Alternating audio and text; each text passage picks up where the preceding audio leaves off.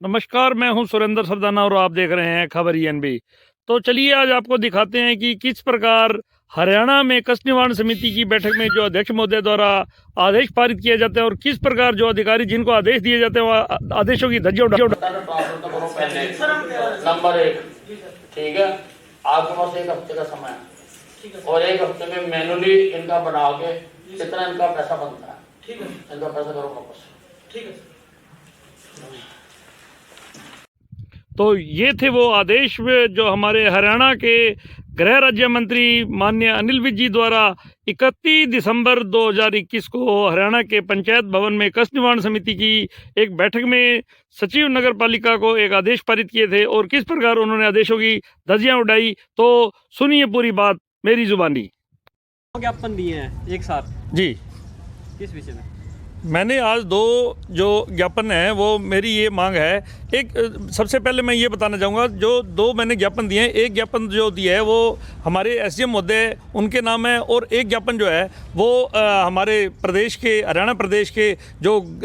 गृह राज्य मंत्री हैं माननीय अनिल विज जी उनके नाम है। और जो मेरी ग्रीवेंसेस है वो ये है कि इलाहाबाद में मेरा एक प्लाट है जिस पे मेरा मकान बना हुआ है, उसकी एक मेरी शिकायत थी जो 31 दिसंबर 2021 को जो कष्ट निवारण समिति की बैठक हुई सिरसा में हुई, वहाँ पे मेरी शिकायत का एक संज्ञान लेते हुए माननीय अनिल विज ने एक आदेश पारित किया था और मौका पर सचिव नगर पालिका इलाहाबाद श्री गिरधारी लाल जी भी वहाँ मौजूद थे और उनको ये कहा गया था कि इस शिकायत का निपटान यानी कि मैनुअली तरीके से मेरे अकाउंट का ओवरऑल कर, मेरे जो प्लाट है उसका जो फाइल पे जो अकाउंट है उसका ओवरऑल करते हुए मेरी जितनी भी अमाउंट बनती है वो मुझे रिफंड किए जाए और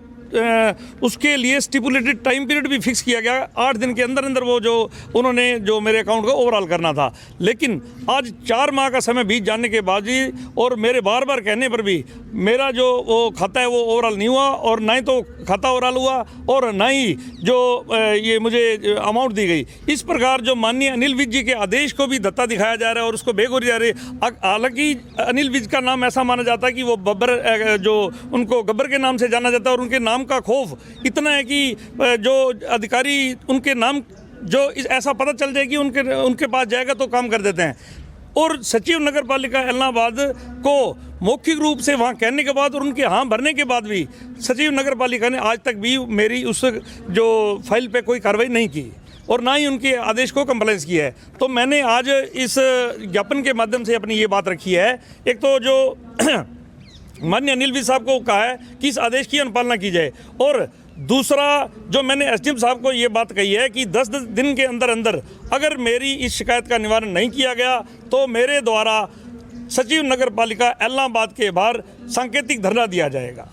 तो इससे पहले आप उसके सेक्रेटरी को मिले हो? बिल्कुल, मैंने अनेकों बार उनसे मौखिक रूप में भी और लिखित रूप में भी अनेकों बार कहा है, लेकिन उन्होंने दिग्भ्रमित करते हुए डायरेक्टर जो पंचकुला में बैठते हैं निकाय विभाग के, उनको एक ऐसा लेटर लिखा जिसमें ये लिखा गया कि विज साहब ने एक आदेश पारित किया जिसमें जो कि वो जो बातें लिखी उसमें सभी बातें विज साहब ने कहीं आदेश में मेंशन नहीं है। वो घुमा फिरा के ऐसी बातें पूछी गई जिसका कोई अभी तक रिस्पांस आया है या नहीं आया। और वो मुझे लेटर डीसी साहब को जो मैंने कंप्लेंट की उस कंप्लेंट पे मुझे उसका एक रिप्लाई आया कि जो ये जैसा ही डायरेक्शन आएगी हम उस तरीके करेंगे। इसका मतलब या तो